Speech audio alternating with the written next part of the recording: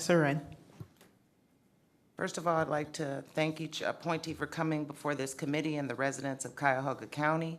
This committee has maintained the importance of all those invested in serving on boards should do so in an open and transparent way in order for the residents of Cuyahoga County to see who is representing on each board. So if Mr. Jim Boyle could give us some background on this College Savings Account Program Committee. If it pleases the chair, I would ask my colleague Ken Surratt. Certainly he has a greater knowledge of it than I. All right, thank you. Good morning, Ken Surratt from the Executive's Office. The College Savings Account Program Committee was created as part of Ordinance 2012-0036, which called for the creation of this committee, which will serve as an advisory board, providing fundraising support as well as advice on banking, education, and financial literacy. The committee will also rule on appeals from any decisions from the administration on eligibility for the program as well as eligible uses of the funds. The ordinance also lays out the majority of the makeup of this committee.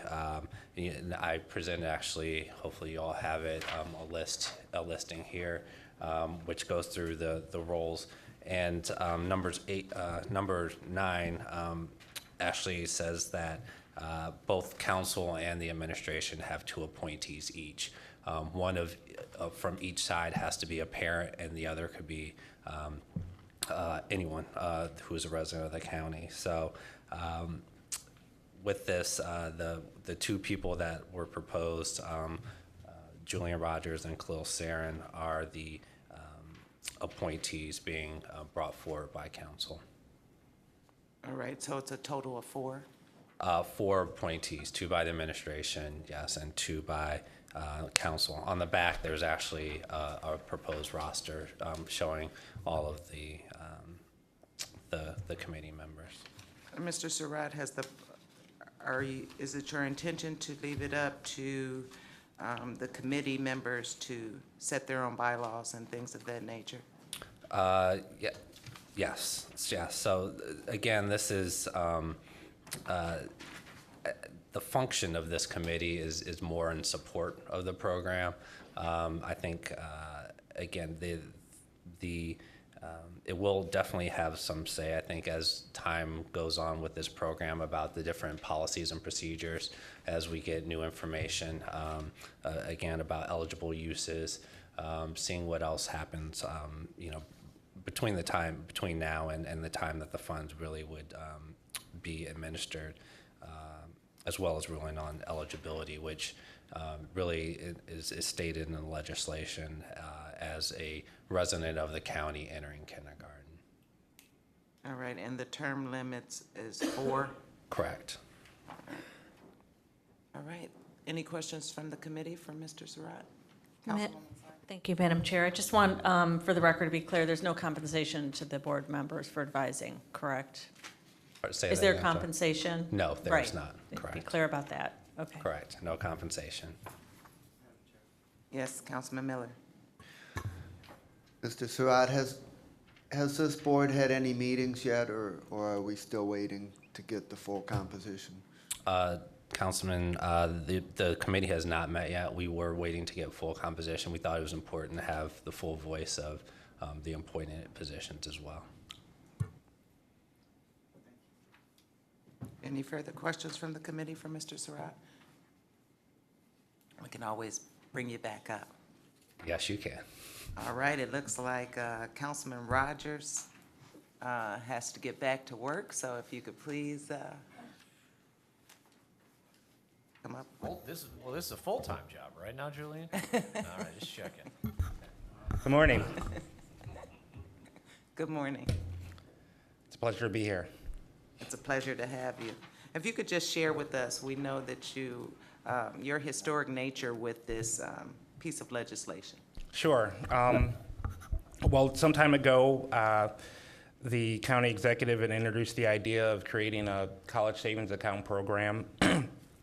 And being the chair of the education committee, I worked closely with him to help develop that. And part of the conversations that we had were the included having this type of committee that would provide a, not necessarily an oversight, but an advisory capacity to the program to make sure that the program is running smoothly, that if there's any type of challenges to participation into the program, that there's a committee that would be there to review, and then to provide the necessary advice on moving forward, because this is going to be a long-term program. So we wanted to have a board that touched a lot of areas that the program is going to be touching.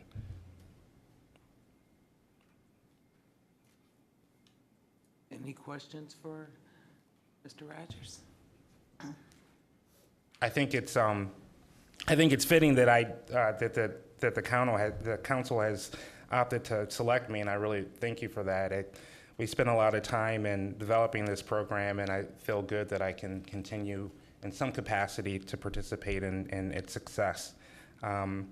Also, in my new role as the Director of Community Partnerships with Cleveland State University, I think that I can lend another viewpoint to this committee that will be very helpful. Councilman Miller. To Councilman Rogers, I just want to thank you for your willingness to continue your work on this program, and I think that with the experience you had as co-leader of this program, along with the county executive, there isn't anybody better that can help ensure that this program is successful. Thank you. Thank you. Do you know, Councilman Rogers, if when the rollout will be, as far as, or is that a question for Ken Surratt? What kindergarten class, what year will actually be started? The current kindergarten class will be the first class to get it. The stage That's we're at, 2014? 2013-14 school year. So the current, yes. The accounts are being tested right now. So we are expecting as soon as that process is complete, we'll run the batch for all county residents. But we just want to make sure we've worked out all the bugs. We don't want to roll out the program until we know that all the information is correct and would be accurate. Will this be open to all kindergartners across Cuyahoga County? It's all residents of Cuyahoga County that are currently in kindergarten, and then future years as they enter kindergarten. Okay, and this might be a question that maybe the committee would answer as far as how are we planning on getting this information out to the schools. I was visiting a school in my new district in the Buckeye area the other day, and I was telling them about the program, and they didn't know about the program. They don't have a kindergarten yet. They start with first grade, but next year they plan on, adding the kindergarten. So they would love to put that, just in that school alone, they would love to put that in their informational packet. So. So we, to answer your question, was it 2 Fridays ago, there was a meeting held by the Educational Service Center of all the public school superintendents in the county.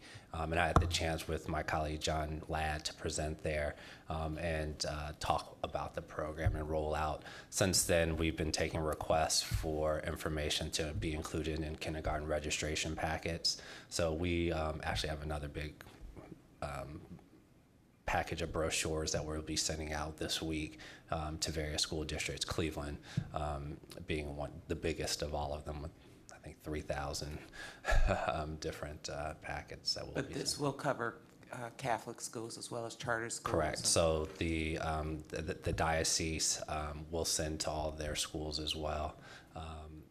For us, we have some relationships with various groups of charter schools that we've sent information to as well, and private schools too. So remember, this program, it's regardless of the type of school, it's as long as the child's a resident of the county. Madam Chair, Yes, Council. follow-up question. So what's in the packet? What do the parents have to fill out? Is it Social Security, birth certificates, residency, utility? What do they need to do? So the information, let me be clear, that we're sending out first is just a brochure, right, really explaining more about the program.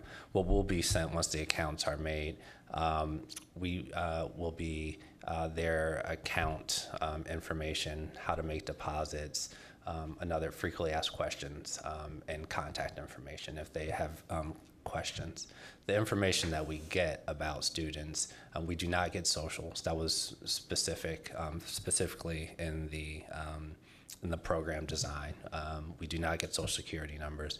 We get names, addresses. So just what's considered directory information from the schools and themselves. So So it's a school they already go through the residency, correct.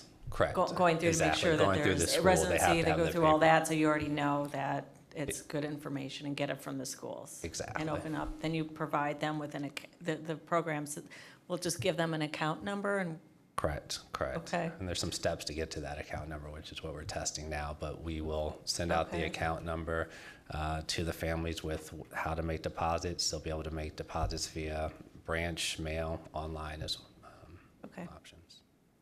And if, Mr. Surratt, Director Surratt, if, and I'm sure you guys have discussed this, I don't know, or will the future committee discuss if a child moves out of Cuyahoga County, what would then happen to the savings account? Right, there's actually wording in the legislation. I'm trying to, oh, here we go.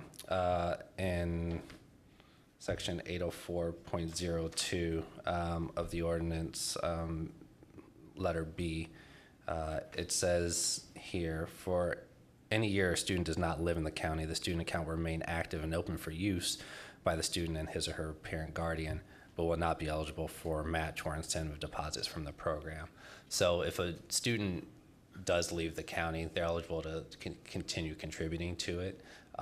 They lose the match or any money that the county has put in, or they have the option to close the account and then pull out any money that they've contributed. Again, the county money remains. But we would match it up to the point if they made it to sixth grade, or? Well, the county deposit is it's a one-time, $100. So it's just that $100. And as we add incentives to this program, then any of the incentive dollars would not be able to be taken. Madam. Thank you, Madam Chair.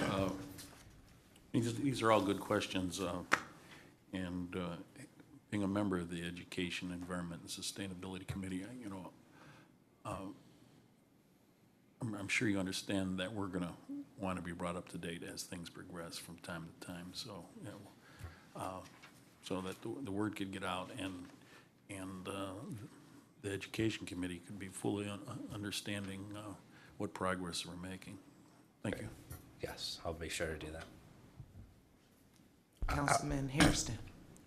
Just, Madam Chair, for a point of clarification, so when if the child moves out of the county, the funds, does it go back, the $100 that deposit we've made, or any incentives that has been given to the account, does that go back to the fund, or does it stay in that account with no name attached, or what happens? So that actually is one of the questions I think that we'll have to answer, and I think bring the program committee in, is if that creates an incentive fund, any of those unused dollars could be reused for the program, or if they just carry over to the next class to serve as the $100 deposit. Any other questions for? I was just going to add that, part of the role of this program committee is to raise funds. He spoke of matching funds. The county commitment is only $100 per student. The idea around raising money to support this program would be to provide those incentives funds. So, for example, a student may pass their third grade proficiency test, and we may choose to, if we could raise the necessary money, to put an additional amount of money into the child's account. So those are the types of things that the program committee will be considering and will be responsible for helping to raise the private dollars for.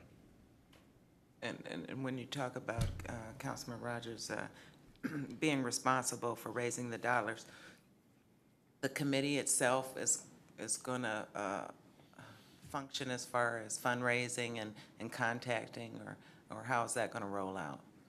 How are we planning on reaching out to these other foundations? Right, the intent, we do have some leads on, and some prospects in the works right now for private dollars, but through the committee, we'd like to definitely tap into their networks as well to identify other potential sources of funds. Do you have any idea how often that would occur? You know, if you're going to have like a big major annual, or are you leaving that up to the committee to really expound on these ideas? And I think that's a good decision for the committee. I don't necessarily see a big annual event. It could be, but I think through grant proposals, just kind of as those cycles come up for various foundations or as wealthy individuals, we prepare grant proposals to support the program. would that be your office that would provide those grant proposals? Yes. Because I can see that, Yes. you know, could be a big undertaking. Yes, we're prepared to, as part of our role, to do any necessary grant proposals. So I would definitely suggest maybe for the committee to think about something annual that would stick out, that would grab the attention of promoting our young residents of Cuyahoga County and their future. Great idea. Any other questions for Mr. Surratt? Anything else you would like to share, Councilman Rogers? It's going to take a while to stop that. You probably always be called Councilman. No, again, it's just a pleasure to be here. It's a little different to be on the other side of the podium. I'd like to congratulate Anthony Harrison, who is replacing me on the council, and I think you'll be, the residents of District 10 will be well served with his leadership, and I think that members of the council will find that Anthony is a very thoughtful person, smart, and prepared to do this job. So, thank you. Madam Chair, Yes, Councilman. I noticed on the back that Julian is the only one that we don't have a current email. Julian, you have a current email that we could fill in here? Sure. Use. Why doesn't he just submit that? Because you don't want the world to know, or do you? I don't know. I guess it removed was- it for that reason. Right. Everyone else is on there. Well, I know, but they didn't stand up publicly in front of the circuit thing and give their, I don't care, but he'll just give it to you after. Okay. Just submit it. It's probably the same one, isn't it? Yeah. We'll fill it in.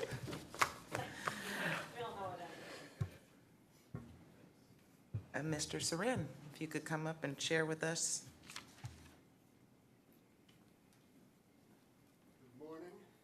Good morning. Khalil Seren, Research and Policy Analyst for County Council. I want to express my thanks for consideration. I believe that my perspective will be a valuable perspective on this committee for several reasons, one of which is I think that I would be able to provide a council perspective and provide a direct link to council for information sharing, keeping you guys up to date and abreast of everything that's going on. But then additionally, I believe that I was on staff when this was initiated, and I think I'm very familiar with the program, very familiar with its intent, and I have a specific interest in not only increasing a college-going culture in the county, but also increasing habits that provide for financial security and responsibility, not only for the kindergartners that we'll be serving, but also for their parents and other people who will be impacted by the saving culture that we're trying to promote in this county. I'm willing to answer any questions. And Mr. Seren, in moving forward, your committee has not formally started or decided on how often they're going to meet or what that would look like. But if you could maybe give us, this committee, a quarterly update on the progress of the committee and Certainly. I imagine that we'll have formal updates for, the Education Committee is probably where it would be best suited. But also just informal, regular updates as well as, And that's fine for the Education Committee. I forgot about the Education Committee. Yes, that's fine. You'll keep me updated. I will indeed. All right. Because I think we have a couple of, what, 3 of you are on the Education Committee, so you'll be updated already. All right, thank you. Any other questions for Mr. Seren? All right. Thank you very much. Thank you. The next time will be harder, I promise. We'll have something. Thank you, Mr. Rogers, for coming down. And you know the spiel. You're more than welcome to come down Tuesday night and see your name confirmed or watch us live stream. Can I have a motion to move this to the full committee for confirmation, second reading suspension, so it won't hold up anything? So moved. Let me see. All in favor, say aye. Aye. If you could read the next item into the agenda, please. Resolution number 2014-0049, a resolution confirming the county executive's appointment of Lisa M. Hunt to serve on the Cuyahoga County Board of Developmental Disabilities for an unexpired term ending January 31, 2017, and declaring the necessity that this resolution become immediately effective. Thank you. Mr. Boyle, if you could give us some background history on this board, I please. will. Good morning, Madam Chair and members of council.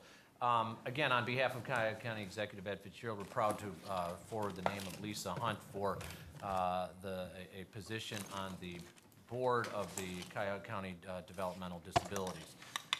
You have in your packet some background information about Ms. Hunt, and so that you're aware, I didn't ask her to include all of those great things she said about Cleveland Heights High School in her nomination, but I do support her in those comments.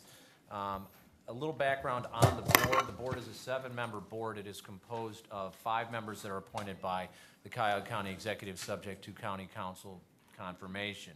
The 2 other members of the board are appointed by the senior judge of the Cuyahoga County Probate Court. The members of the board serve without compensation. They serve 4-year terms. They are eligible to serve 3 total terms, so they can be renominated on 2 separate occasions. If you look through the information in your packet, I do think that the Ohio Revised Code and the legislature actually, when they put together the statutes that address not just the operation of the board, but also the manner in which the members are appointed, I think they've actually done a really good job. And they point to there's a mandatory form that should be attached to declaration of applicant that Ohio Revised Code section 5126 mandates. And what this allows is so that there can be a public showing of a lack of conflict by the potential board member, as well as detailing whether or not that individual has a family member eligible to receive services. And I apologize, the copy I have in front of me doesn't have that checked, but I'm sure Ms. Hunt will be able to speak upon that when called to the podium. Again, as an individual here in Cuyahoga County who has a family member that receives services from the Board of Developmental Disabilities, I'm extremely pleased with the work that the Developmental Disabilities Board does. They do excellent work, both under the leadership of prior Administrator Terry Ryan, but also under the current administration led by Ms. Petty. They do excellent work. They've got a lot of individuals that they deal with, and quite a large, I'm sure in the budgetary process you saw what their budget is. With that as a backdrop, I believe that Ms. Hunt is here to answer any questions that you have, and I think that she'll be an excellent member of this board, assuming confirmation by the council. Thank you. Mr. Boyle, just a clarification, 4-year terms? I thought this It was is a for, 3-year. I have 4-year terms. And I apologize, perhaps, yes, it's 4-year term. All right, and you stated that each member fills out a mandatory form? Yes, and it's subject, and it should be in there in your packet. It is pursuant to Ohio Revised Code Section 5126.024. And I believe that that's attached. If it's not, Madam Chair, I'll make sure that you have one. I have it in front of me. All right, if Ms. Hunt could come to the front. Good morning and welcome. Good morning, council members. You could please share with us why you would like to serve on this board, and then we'll open it up for questions. Thank you. Please excuse me, I've written notes, That's so fine. I'm concise and respectful of your time, and I'm inclusive. Again, my name is Lisa Hunt, and I'm actually very honored by this invitation to serve. I'm a self-proclaimed Cleveland enthusiast, love everything Cleveland. As a graduate of Cleveland State University, community artist and supporter, I really believe in the strategic vision and guidance that boards provide, and I would hold that in the highest of esteem. My work as a nonprofit administrator gave me the opportunity to garner support and advocacy for the special education program in Cleveland Heights, University Heights. We've been working with our school district. I, for the last year, have galvanized parents who have children with disabilities and learning challenges, and we've assembled and hosted events within our community. We've changed the conversation in Cleveland Heights, and I'm very honored and proud to be able to say that. We are proving that advocacy does not have to be adversarial. I've also had the opportunities to serve on boards, and so I understand that the lessons that it's sort of a pathway thing. It's been a journey for me, and those opportunities have provided me with lessons and experience that I'm eager to share. It's also given me a thirst for wanting to do more. I've been able to encounter teachers and parents and different constituencies that we just have to figure out a way to do better and do more. And the advocacy group that we started has allowed us to do just that. Sorry, I'm trying to read and not read at the same time, so please excuse me. But I do just want to impress upon you that I do believe this work and this opportunity is important because it does give you a strategic look at the impact and how it affects different lives.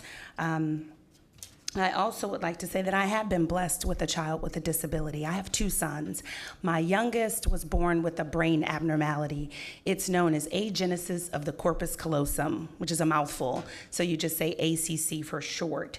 But it's a neurological disorder, and it affects 1 in 5,000 individuals from what we know, and each case is its own case study. So it's been really difficult to set a footprint for him. So for me, it's do more, give him more, and he'll show you he can. But I consider it a blessing to have this child in my life.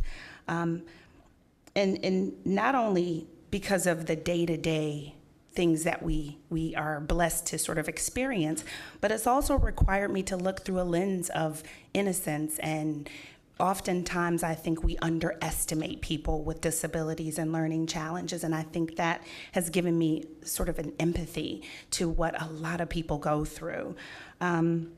But it's also required that I gather as much information as possible. And it's also required that I gather as much strength and support and information. And that's helped me sort of relay that information and encouragement to other parents. And I'm preparing him to be a vital citizen. So I'm honored with that opportunity. And it's led the charge. It's led the charge in my life. To assemble parents and to urge them to get education and to help them navigate the myriad of choices and obstacles in their journey. In 2012, at my organization, Reaching Heights, we've been working to support public schools for more than 25 years and never touched special education. So at their urgence, we assembled as a group, ECAG, the Exceptional Children's Advocacy Group, again, to change the climate. And we've worked successfully with the Cleveland Heights University Heights School District, I'm proud to say. And so I want to tell you that I do bring a keen understanding of what it takes to work side by side with different individuals, different constituencies, and to work to make our city, my city, a better city. And as we make a change for the brave, often misunderstood, and frequently underestimated individuals living with disabilities and challenges, it is my heartfelt honor to take this next step in what I believe to be one of the greatest civil rights issues of my time and our time, and help in the work that is required of us all. Thank you, Ms. Hunt. Thank you. I'd answer any Couldn't have said question. it better myself. I had to write it down, though. You answered most of my questions all in your statement, so that's very good. You're joining a group of individuals that are passionate as you are, and as they come before me, I am dedicated in asking the question, because you guys experience and you're dealing with young lives. While on the other hand, that may have a disability, and I hate the word disability, ability. I just do not even say disability, because it kind of sets it up that there's something wrong already. So individuals that have challenges, and we all have challenges, just in different nature. I always ask this question for the passion that I have for all youth in general. How open are you to allowing a non-voting youth member, if possible, from the county to sit on the board? And I always think about the range of high school age. I would be open. I think viewpoints are important, and we can always learn from those other perspectives. So I would be open. Because the high school students, they may have brothers or sisters or family members, or in the future, they may have a child of their own. So for about 2 years now, I've been asking this question, and we've come, in my mind, full cycle, so to speak, and asking that question. I've just got to blanket out some time to actually start visiting each boards that I've asked these questions to make sure that that mission is started, so to speak. So just if you could take that back to the board. Many of them have come before me, and I think I've seen them all now, but that is something that is in my heart too. I would be more than happy to. I feel like not enough support is given to the siblings. They have their own journey. As I mentioned, I have 2 sons. So I have a 14-year-old with the brain abnormality, Jordan, and a 16-year-old. Thank God for birth order, but what he does is he has a totally different viewpoint, and his experiences, not only in a leadership way, but also in a supportive way. He's sort of leveling the ground for his younger brother, and I think a lot of times we don't give enough support or even an opportunity for them to voice what they see sort of on their front lines of the need. So I would support that. Thank you. I'll open it up for questions. Yes, Councilman Miller. Madam Chair, to Ms. Hunt, I would first say that the first thing I look for in someone applying for almost any position is a positive attitude, and you certainly have that, and I appreciate that. And I would just like to know what other boards and commissions you've served on in the past, and what you currently serve on, and what you've learned from that experience. Thank you.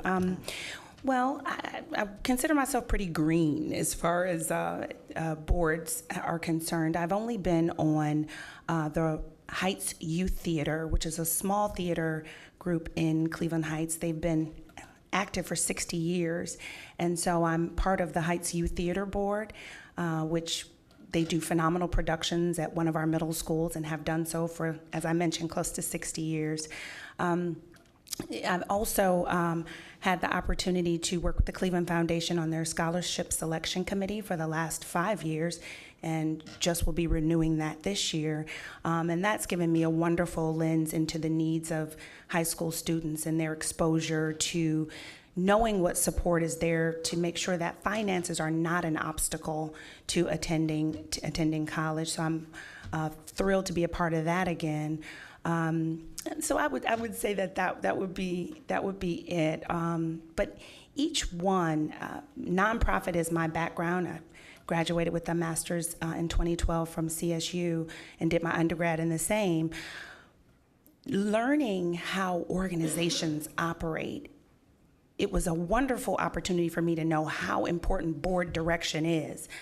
As a staffer in a nonprofit, small nonprofit organization, Reaching Heights, as I mentioned in Cleveland Heights, you're on the front lines, you're doing the day in, day out, and you can get caught up in that and often lost. So strategic guidance and sort of a helicopter view that boards provide is integral, and I again, don't take it lightly.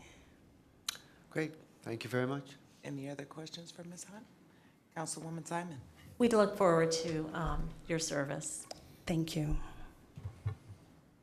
Anything else you'd like to share with us, Ms. Hunt? We thank you for your passion and your direction, because it looks like that you have a lot of ideas that you can share and bring to the table. Just to let you know that you're more than welcome to come down Tuesday night and see your name read and see if it's confirmed by the full body of council. If not, you can watch us live stream. I will, and thank you so much, everyone, again. This is an amazing opportunity. Again, I don't take it lightly, and I am honored. And Thank if you. anyone in the audience doesn't know, if you haven't been to this committee before, you can get a parking voucher if you parked over in the Justice Center. All council and committee meetings are free parking. Thank you. About to move on. So moved. I move that I was this about this gets referred to the full council. Is there a second? Second. All in favor, say aye. Aye. Second reading suspension. We can do second reading suspension, yes. And the, Mr. Boyle, just a side note, was this the committee that needed a quorum? No, that was the arts and culture. This is the, it's a 7-member board. This is the final appointment by the county, and now they're fully staffed with all 7 of their other board members, so there's never been any issues. So right now, it's an Yeah. even number on there? Well, yeah, because we just had 1 vacancy. Okay. I don't think they've tied any 3-3, at least I hope not. So all in favor, moving it to the full council for confirmation, say aye. Aye. If you could read the next item into the agenda, please. Resolution number 2014-0050, a resolution confirming the county executive's appointment or reappointment of various individuals to serve on the Cuyahoga Regional HIV Health Services Planning Council for the term March 11, 2014 through March 31, 2017, and declaring a necessity that this resolution become immediately effective for the individuals as printed on the agenda, item 5D, 1 and 2. I'd just like to do some housekeeping here. We have several names before us. To shorten that list, in the appointment section, Mr. Lawrence Stallworth sent in a statement, which you have in front of you. In the reappointments, there was a statement sent in by Barbara Gripshover and a statement sent in by Gilbreth Kundren. So you can, the committee can look at those. This committee, we know that 10 o'clock on Tuesday mornings are not always conducive to the working class or people that want to serve their duties on boards and commissions. So we do open it up and allow a statement to be sent in, even though we really like, if you've never appeared before, to come before the committee, not only for us, but for all the Cuyahoga County residents that are watching. So we do have 3 statements that are before us today. Those individuals will not be able to attend for matters of personal nature. And then we had one lady that was unable to send in a statement or come. She is a reappointment. She just recently had a death in her family. So we always make contingencies and understand that life goes on and that we can't always have people in front of us. So the remainder of the, and I think it will be 1, 2, 3, 4, 5, 6, 7. Do we have 7? 8? because I was going to say a few did not respond, but I see them in the audience. So I'm just going to go down the list after we hear a little background about this board and commission from Mr. Boyle. I'll just go down the list. Hopefully you have it in front of you so you'll know what speaking order that you're in, unless somebody's just like eager to get up or have a time constraint. We always will put you up first. So if you do, please let the clerk know. Mr. Boyle, if you could give us some background. Thank you, Madam Chair and members of council. Before you, you have the annual appointments and reappointments to the Cuyahoga Regional HIV Health Services Planning Council, which we refer to, at least from my side, as the Ryan White Board. The council was created pursuant to the requirements of the federal law and the Ryan White Comprehensive AIDS Resources Act of 1990. It's been amended a couple times since then. The individuals that serve on this body, they have the mission to plan for the delivery of HIV and AIDS services and allocation of resources for the transitional grant area. The transitional grant area consists of, I'm sure I will get it wrong, but there's several counties. It's, it's here, Ashtabula, Cuyahoga, Geauga, Lake, Lorraine, and Medina counties. What the attempt is to provide a bridge between the individuals that have HIV and to connect them with services and treatment, obviously to improve their health situation. Also, they deal with the allocation of funds, specifically some of the federal monies as well. It is a fairly complex process, and so there are two individuals that are here that I would ask perhaps to delve into some of the greater situations as it relates to the inner workings of the Ryan White Board. Specifically, I know Ms. Butler is here from the and I'll get the title wrong, but I know you run the Cleveland Health Department. I don't know whether that makes you the chairperson or whatever, but she's here as well. And I apologize, I know Melissa Rodrigo from the Cuyahoga County Department of Health is not here, but there is an individual here, and I apologize, she's behind the thing. Yeah, I'm sorry. And I have asked her, and I apologize, I don't recall your name, but if you, I'd asked her if it pleases the chair and members of council, perhaps you can say a couple words about the workings of the Ryan White Board, if it's okay with you. Yes. State your name for the record. I apologize. Good morning. So my name is Kate Burnett. I am the program manager for the Ryan White program at the Cuyahoga County Board of Health. I also, on a side note, used to sit on the planning council before I became an employee of Ryan White. So I know, the hard work and dedication that all these people put in all the time. So the Ryan White program, as Mr. Boyle said, it's a federal grant. We receive approximately $4 million a year. It's an annual award, and we receive it because of the impact of HIV and AIDS on the disease on the community that we serve. So the unique part about this planning council is that we have a body of about 35 people, a third of which are actually consumers or positive persons living in the community.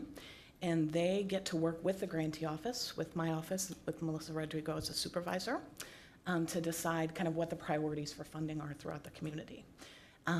They are presented with tons of data all the time, and they work to find out what services are needed. So it is a mixture of direct service, medical services, so it could be dental, it could be mental health, it could be substance abuse, primary medical care, AIDS pharmaceutical assistance, along with a lot of supportive services like medical transportation, food bank, a lot of different things. So I'm going to let each one of them speak, but I'm more than happy to answer any questions about the actual grant if you have them. Councilman Germana. Thank you, Madam Chair. I'm just wondering how many AIDS patients are in this population? So we serve approximately 3,000 people a year. We only serve infected, not affected for our TGA. And that is throughout the 6 counties. City of Cleveland is the most highly impacted, and because of their data and stats, it's the reason that we receive the grant from the feds.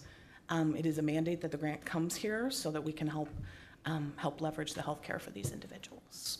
So it is $3,000 a year, and again, we receive approximately $4 million a year. Okay, and then second question is, are the other 5 counties represented? They are, yeah. So the only county that we don't have representation from is Medina. It's also our county that receives or has the least amount of cases. We do a lot of outreach and make sure that the services are well distributed. And we do serve everybody in the 6 counties, not just with care here in Cuyahoga County, but there are providers in the outlying counties. As far as on the actual planning council, though, there is not a representative from Medina, but there's not a legislative mandate to do that because of their caseload. Okay, thank you. Yeah, thank you. But they do receive funding, even though they're not representing, they do. Yes, the funding all comes through the County Board of Health, or through the county actually, and then run through the Board of Health. So services are offered to people in Medina as well as Lake and Geauga, even though their caseloads might be a little bit lower. They don't receive money directly though. All right, and Mr. Boyle, do you have the 6 counties? You can just give them to me later, we don't have to. Yeah, I do have them, Okay. and I apologize. It's Ashtabula, Cuyahoga, Geauga, Lake, Lorraine, and Medina. Thank you. Thank you, Ms. Burnett. Yeah, thank We'll- you. We'll bring you back up if we Okay, have perfect. some more questions. Okay. And so we'll get started. Basically, since we have a lot of individuals, my 3 main questions for appointments and reappointments on this board is, how did you learn about the opening on this planning commission, on planning council, if you can share that in your statement? And do you serve on any other boards?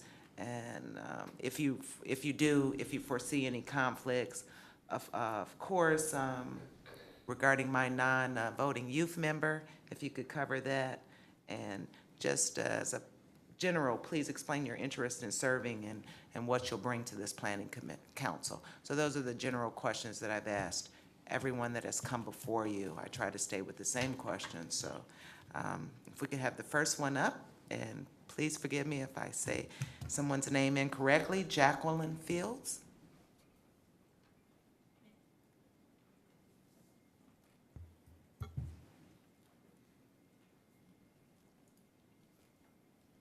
No, you said it correctly. Okay. Jacqueline Fields, actually. I'll answer the question before I forget. I found out about the planning committee because the agency that I'm clinical director for, Orca House, contracts with Ryan White for services so that we can provide HIV/AIDS clients with alcohol and drug treatment services when they need them. So that's how I initially found out about it and became involved. I have a statement written here, and then if you have additional questions, I'll be glad to answer them.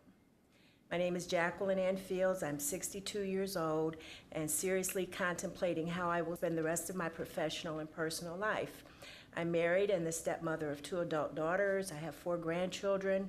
Both parents are still alive, and I'm the oldest of 5 siblings. I enjoy relationships with a host of family and friends. March 1st, I celebrated 33 years of uninterrupted sobriety, which is why I've been able to live such a rich and rewarding life.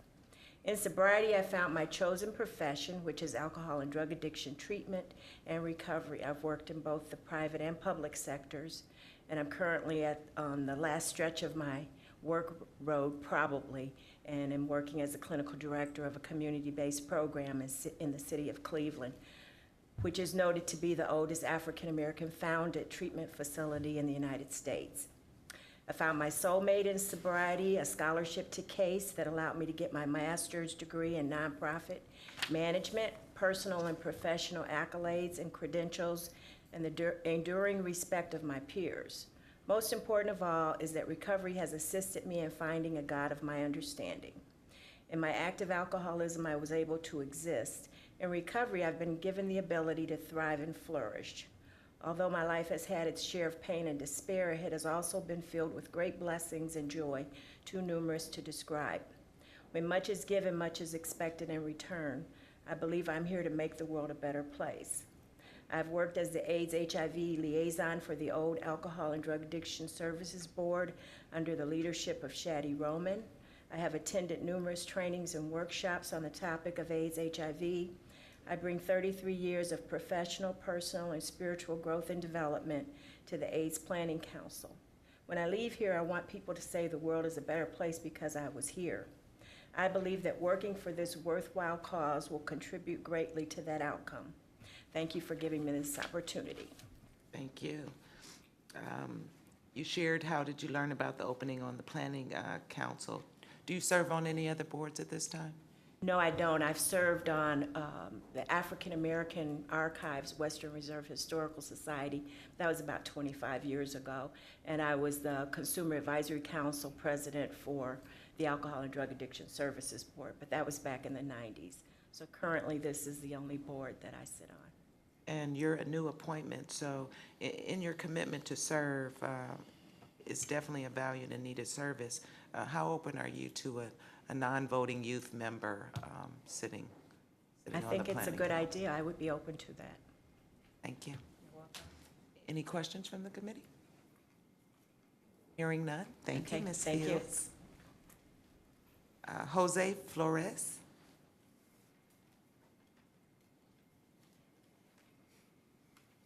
Your new appointment as well. Yes, I am. All right. Thank you for having me. I also have notes. All right, that's fine. I have notes. Yeah, I walked in here and I asked Kate, I said, should I have prepared like a speech or something? But I really sat down and I thought about this while I was listening to the other folks. And, you know, why am I here? What is it that I have to offer? And so I started writing some notes.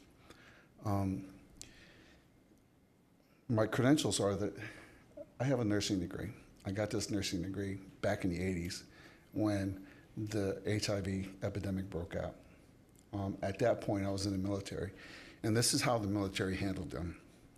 If you were diagnosed with HIV or AIDS, they sent you to DC. You weren't treated at your post.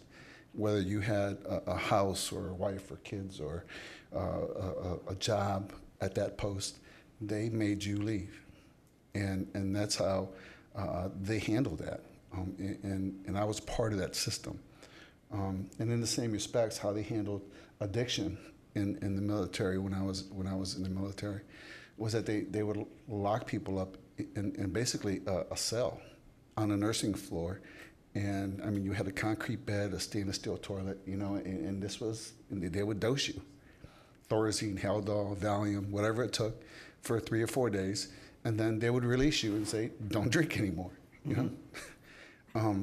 It was barbaric, you know, I was part of that system. Now, in this day and age, we have a better way of managing our lives and managing those who are affected with mental illness, substance abuse, and importantly, HIV and AIDS. So along with that nursing degree, I bring a credential from the state of Ohio in substance abuse counseling. I have a national and a state licensure in prevention. In my past work experience, I've worked with Licata in Lorain County, Northern Ohio Recovery in Lorain County, and I currently am employed with Recovery Resources here in Cleveland. And in my job experience, I've done a lot of capacity building in Lorain County, a lot of organizing HIV awareness and testing events. I've worked with Ricky Lanzone, the Lorain County AIDS Task Force for a number of years, provided support groups and managed prevention programs for Licata at the time. My current job is very similar. I am the HIV Prevention Department Supervisor. I am one of the Prevention Department team leaders. I train staff in HIV awareness and risk reduction counseling. I provide risk reduction counseling support groups, and our agency provides substance abuse treatment and mental health treatment for those affected by HIV and AIDS.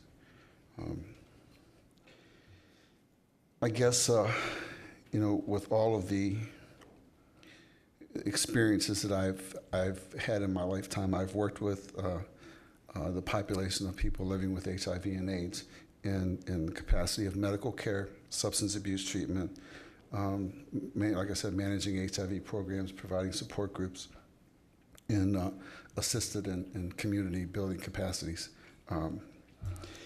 But you know, the one thing I kept sitting there thinking, this all sounds good, it sounds great on paper, it really reads nice, but I have 9 kids. My wife and I, we have 9 kids together. And when my 22-year-old stepson was about 15, he told us he was gay. And we were out shopping yesterday. We were out running around North Olmsted and at Great Northern Mall. And he goes, "Dad, would you love me any better if I was straight?" I said, "No, but I'd like you a hell of a lot more if you paid some rent." For me, having a gay son is no different than having one that's left-handed. I have one of those too, and he's a pain in the butt. It was hard teaching him how to throw a ball, to use a bat, and having one that is gay is no different. But the world doesn't see it like that. Unfortunately, there's still stigma. There's still anxiety when you say the word gay around people. I see it in people that are close to my family, some of the people that he works with, some of the people that I tell this story to. So why I'm here is because I want to help make it better. That's all. Mr. Flores, I know you probably feel that there's a stigma that's just for your son that chooses to live the lifestyle that he should choose, but there's stigmas in everything. We're talking mental health. You know, Oh, absolutely. So just if a message that could get out to anybody that's watching is that we just should love one another. We all have challenges and we're all different. So it doesn't matter if you have mental health, a disability, whatever label we put on it, we all have some issues, so. And to answer your questions, I heard about this planning council through, obviously, my job. In my past, I have served on many different boards in Lorraine County, mostly. I am on the executive board of the Ohio Hispanic Heritage Coalition. I am on the executive board for the Gathering Hope House. I am a member of the 100 Men of Lorraine County Coalition. I am also a mentor for Big Brothers Big Sisters. And in the past, I have served on the executive board for St. Vincent de Paul Society of Lorraine County, and was a board member for the Catholic Action Council. I think that's about it. How do you feel about a youth serving on a non-voting youth? That's great. Any further questions for Mr. Flores? Thank you. You're welcome. Elaine Henderson, come on down.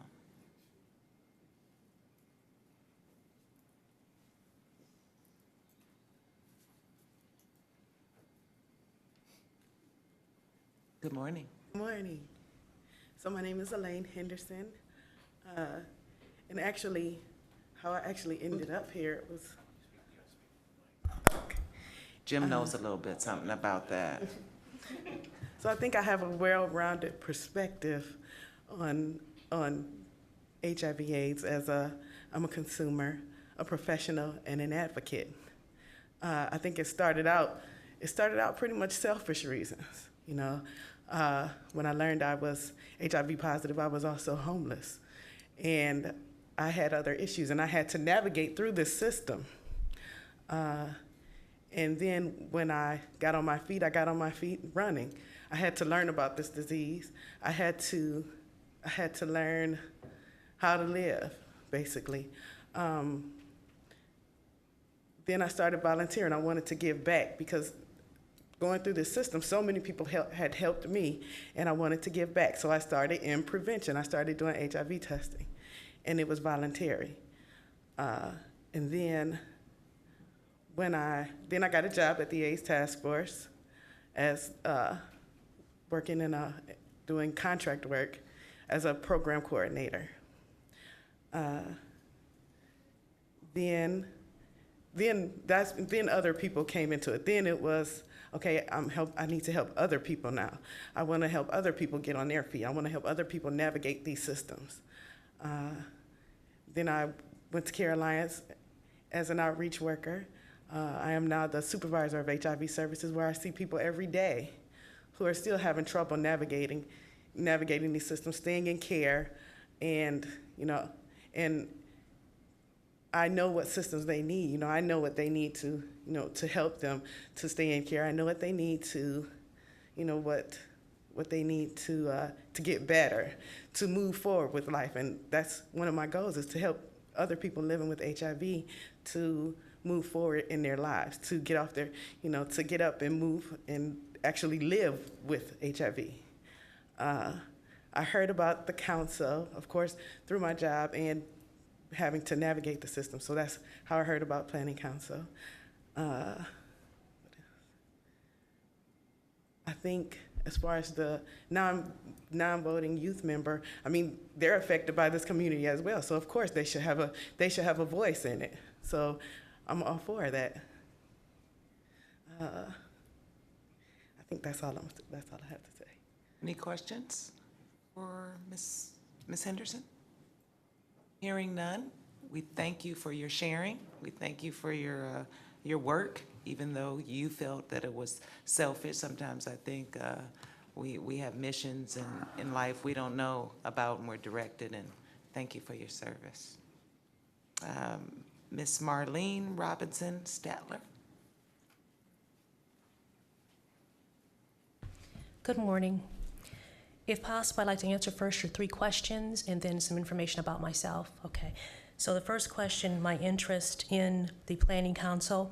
Actually, my employer, Cuyahoga Job and Family Services, has been a member of the Planning Council, and also as a personal interest, I have a friend who passed away because of HIV and AIDS. So prior to joining the Planning Council, I actually volunteered with them on World AIDS Day, on some of December 1st activities and so forth to gain information. And then when the opportunity presented itself that they were looking for a member from our agency, I volunteered for that position. And then second, as far as any other boards that I'm currently serving on, I'm currently serving on the National Panhellenic Council of Greater Cleveland, but I don't see any conflicts with that. In the past, I've served on the March of Dimes Executive Board, along with the Ohio Welfare Conference. And as far as the teen non-voting member, I would be eager and would encourage us to have someone who has a voice, because I'm very active in our community with our youth and in programs with our youth, to hear what they have to say and some of the stigmas that go along with even sharing whatever your particular.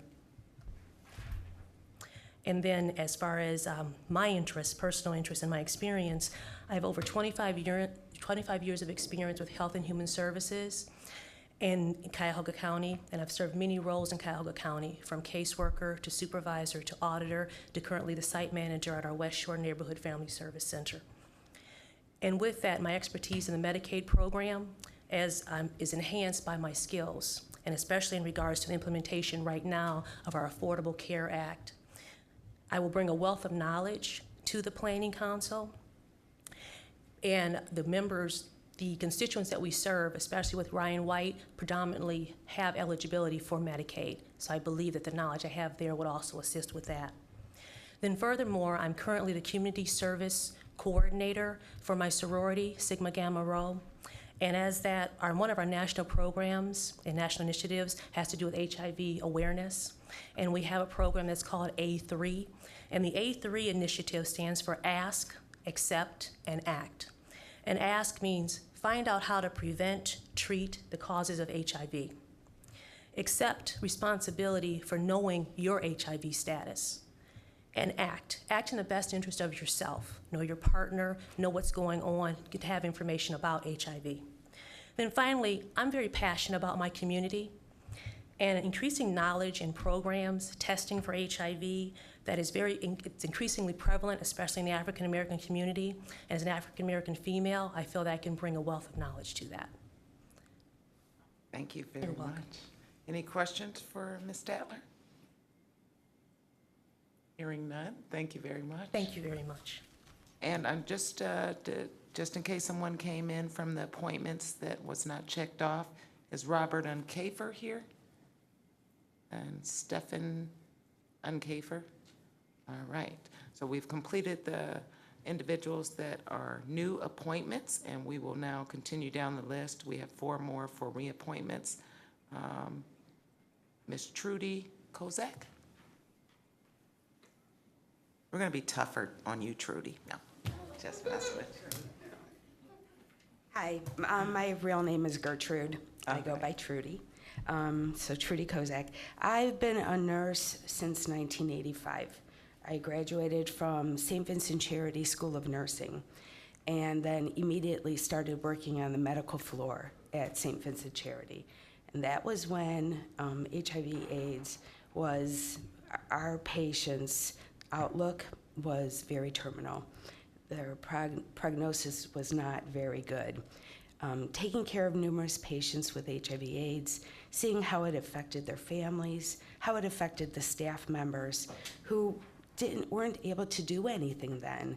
I knew that my goal was to work in the HIV/AIDS community. I stayed at St. Vincent Charity Hospital until 1995, when I then went to Hospice of the Western Reserve. There, I worked in the inpatient unit for 5 years, and I was the main nurse who took care of patients with HIV/AIDS. Every day, taking care of the families, taking care of the patients who were dying very quickly, until, thankfully, we had our new medications that gave our patients and our families new hope and new life. I am still employed by Hospice of the Western Reserve, but I am now the team leader, clinical team leader for the HIV/AIDS team. My team sees patients and their families wherever they call home. We also have a palliative care team that is able to help patients who are chronically ill with symptoms that need to be managed in the community to help them live better lives, quality life, and staying compliant with their medications. Because we all know that if a patient is in care, that they do survive very long and have a great quality of life. I have been a member of the Planning Council. I've been attending Planning Council meetings for 8 years, and I've been a member on the Planning Council for about 6 years. This past year, I have been asked to be the chairperson for the Strategy and Finance Committee. I believe that I have a very good understanding of our needs assessment process that allows us to move monies into different categories for all services that are related to patients infected with HIV/AIDS. I attend 100% of the meetings. I go on for anybody who would like to attend public meetings. They're the third Wednesday of every month, starting at 5:30 p.m. It is open to all public. So your question, if a teen would want to come and be a non-voting member, we open our meetings third Wednesday of every month for our Planning Council meetings to anyone. There's an area where guests can sit. There is public announcements for anybody who would like to share anything with us. We are always looking for new members to be part of our Planning Council and welcome anybody who would like to come and be a voting member. Where are those meetings? Those are held on Fulton Parkway at the neighborhood Old Brooklyn Family Services building on Fulton Parkway, right next to the zoo. They've been held in numerous places. This is the most recent. And so they're always at the same location? Yes, correct. I'm sure, Jim, you have the address? Yeah, I have it in my file, and I'll make sure that I get that over to you. All right. Is there any questions for Ms. Gertrude? Thank you for your service. Thank you. Anything else you'd like to share? I feel that I need to make a difference, and I'm in awe of all the people that I sit on the committee with. They're wonderful people, and they get it done. And that's the greatest accomplishment that we can give to people living with HIV/AIDS. We get it done. We get their services met. How many different committees? I'm on, right now, the Strategy and Finance. I am the chairperson. But I have attended the other membership committees and the Do you know how QA. many? How many? There are 4 committees. Yeah, different committees. Right, four different. Okay. Thank you. You're welcome. Thank you. You have a tough job every day. Just to make sure that Gilbert didn't come in. Mark Lehman. All right, next one down is Naima O'Neill.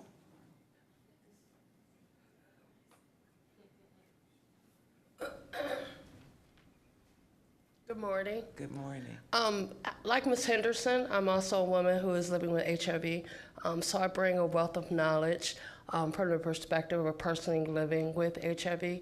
I am also, as a career, a medical social worker for the AIDS Task Force of Greater Cleveland. So I also bring that perspective of working with clients and individuals who are living with the illness and helping them to manage and assist them in managing their everyday lives. I have sat on a board in the past. I currently am on 2 national programs. The first one is the Campaign to End AIDS, where I'm active, and we are actually currently hosting a summit this year in Cleveland, so we're preparing for that. I also am a co-chair with Ms. Henderson. We have a national group called Positive Women's Network, USA, and we just got certified to have an Ohio chapter. So I think that I believe a lot of wealth and knowledge from a personal and professional perspective. This is my second term actually sitting on the Planning Council. I am the co-chair of one of our subcommittees, which is called CAP, which is the consumer leg of a part of the Planning Council. So I serve because I feel that if a consumer is not at the table, then we're on the menu. So I'm very active, and I think that it's important for us to give that perspective about how we see things and where we believe that the money should be spent. But I also have a personal perspective in terms of just trying to manage my own day-to-day life and helping others who don't have a voice, especially women and children who are living with HIV. So I think that I bring that unique perspective to the table. What do you think about a non-voting youth member? We actually have currently Mr. Starworth, who gave his statement as opposed to being here today. He's not necessarily a youth, but he represents the young adults.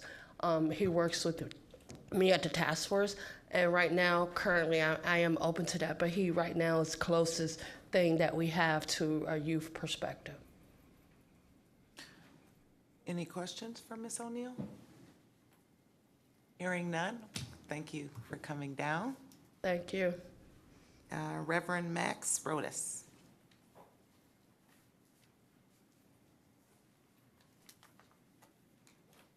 Hello. I don't remember how I heard about the Planning Council because I've been there too long.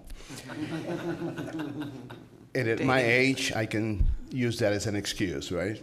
I'm an immigrant. I was born in a city where the weather is 60 to 70 degrees all year round.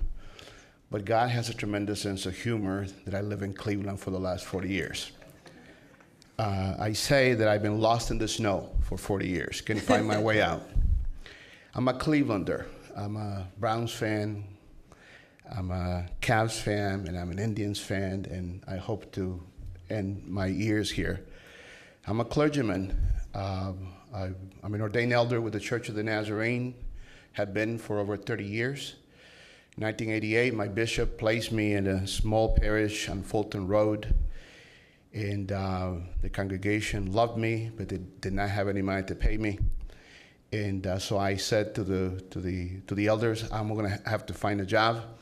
There was a posting on the Plain Dealer from the Catholic Church that said a new program in 1988, HIV/AIDS prevention for Hispanic youth and families. And I went and applied. I didn't know what HIV/AIDS was, but I needed a job. And as I began to work as a prevention educator, I began to notice that people who were infected with HIV were dealing with a reality that we have never seen before. And I can tell you that in 2014, HIV and AIDS is still a political disease. I go into conventions and speak, and people say, you're such a nice young man.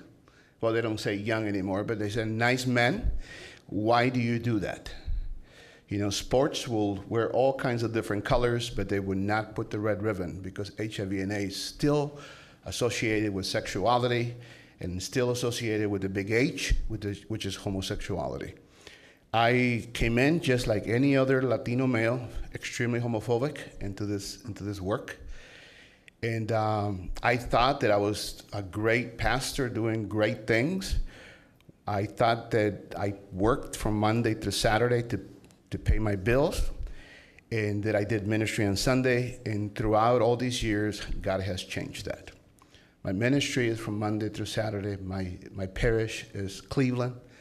And we serve, my wife and I, well, anyway, we were living in Medina. The bishop pulled us to Medina, and there, God called us to start a new ministry in Cleveland that we call Nueva Luz Urban Resource Center. You fast forward 15 years, there's almost 20 people working there, housing case managers, medical case managers. We have attorneys now. We serve over 408 HIV infected folks. We're a best practice in terms of faith-based nationally. But I gotta tell you, folks, I'm about to move into a succession plan in the next 2-3 years that I serve on a lot of boards. I'm resigning a lot of boards right now. I used to serve on the governor's, I'm a commissioner for Cleveland on the Ohio Latino Affairs for Governor Kasich. I was appointed by Governor Strickland. I was surprised that I was appointed again by Governor Strickland. I just resigned. I used to serve on the Hispanic Roundtable. I'm no longer part of the Hispanic Roundtable. I am simplifying my life. And the thing that I want to do in the fourth quarter of my life is to continue to be working with HIV and AIDS. If you look at the epidemic from the perspective of Latino perspective, which is what I am, there's still a need for culturally competent, linguistically adequate services for our folks. And as you know, you have a demographic storm that is called the Latino community in this nation, and it's happening in Cleveland. And we have a high prevalence of HIV infection. It actually is disproportionate with the size of our population. So I'm currently I'm a preacher, so I'm going to shut up right now.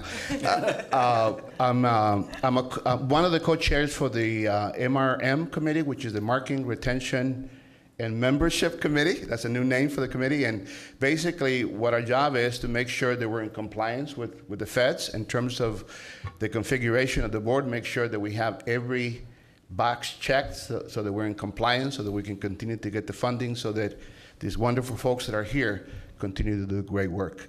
I will love the fact that there will be a young person serving on our planning council. As a matter of fact, if you look at the demographics and the epidemiological profile, that's a long word in English.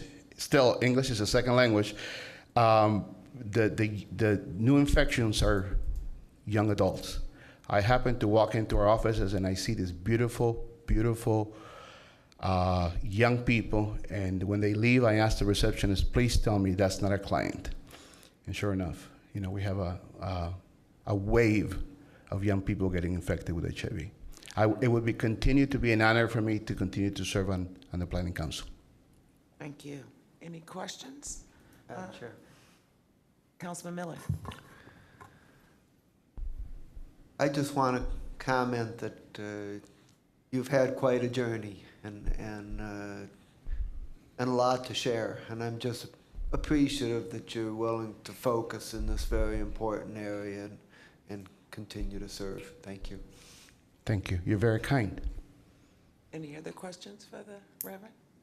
Thank you so much. Thank you, and you didn't talk that long, Pastor. And last but certainly not least, the Director of Public Health, City of Cleveland, Karen Butler. Thank you very much, and good morning to the members of the committee. Thank you for having me. As was mentioned, I'm the director of the Cleveland Department of Public Health, and in this capacity, I oversee the Office of HIV and AIDS and those services that are dedicated to provide for and meet the needs of those in our city who are living with HIV and AIDS. And as was mentioned earlier, the preponderance of the cases that this Planning Council serves are residents who live and reside in the city of Cleveland. My service to the community of those living with HIV and AIDS actually goes back to the early 90s when I served as the Commissioner of Health.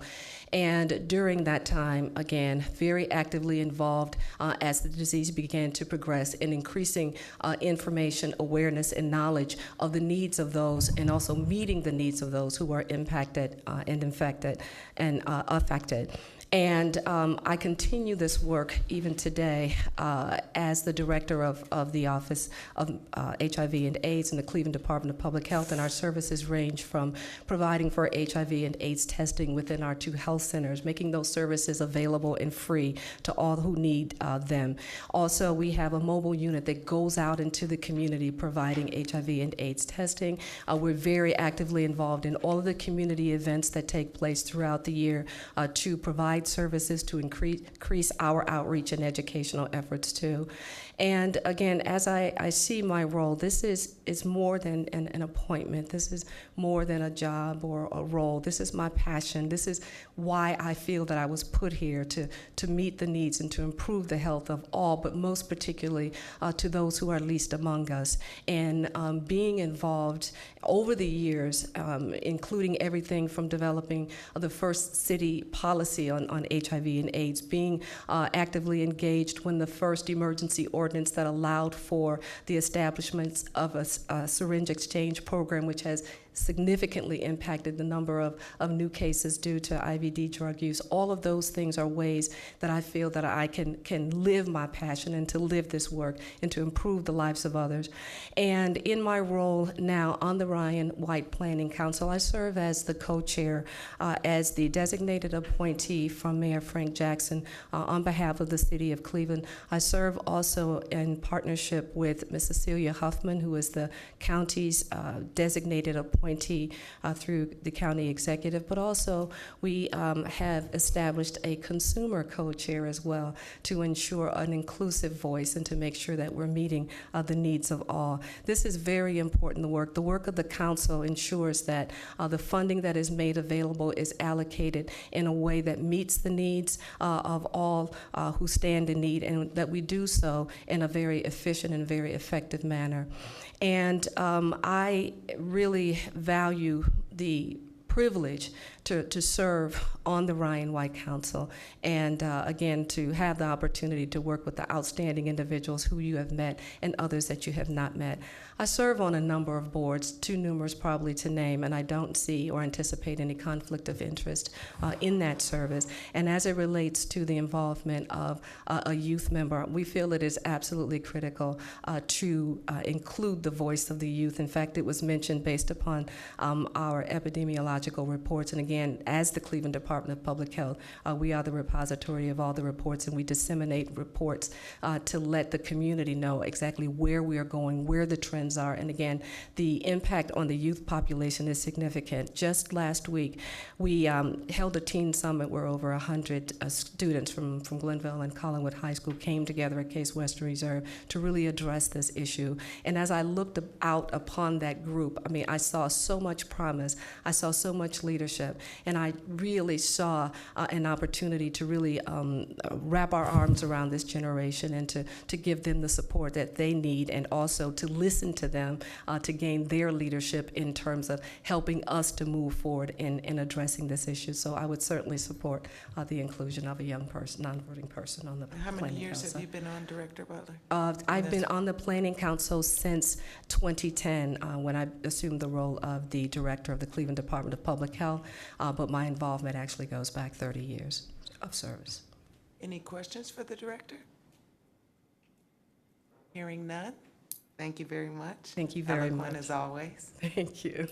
Madam Chair? Appreciate it. Yes, Councilman Germana. This is not directed to you, Dirk, but to everyone in general. I haven't said much here, but I was really blown away by what I've heard today. Starting off with Ms. Fields, I was thinking, oh boy, the poor person that's got to follow her, because it was a prepared statement. And then we had Mr. Flores. He blew me away. And one after another, I am really moved today. I think this planning council is really blessed.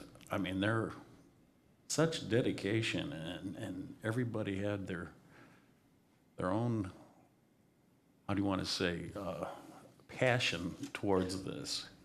So I'm really, I'm in a way, I feel humbled that this planning council has got such great input to each and every one of you. I think your presentations were sincere and really heartfelt.